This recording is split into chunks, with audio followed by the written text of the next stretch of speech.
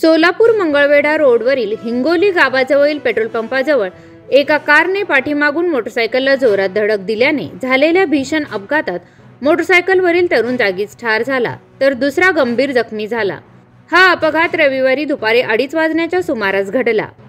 तुषार अनिल पवार, वय वर्ष 22, राहणार कोठेनगर, सोलापूर असे ठार झालेल्या तरुणाचे नाव आहे।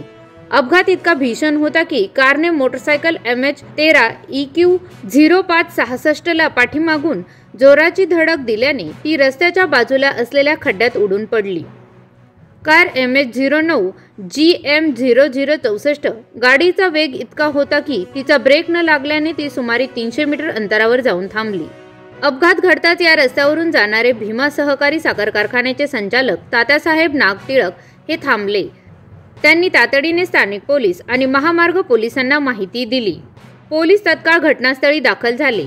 त्यांनी तातडीने रुग्णवाहिका बोलवून घेतली। तुषार पवार यास शासकीय रुग्णालयात दाखल केले असता मृत्यू झाल्याचे सांगण्यात आले।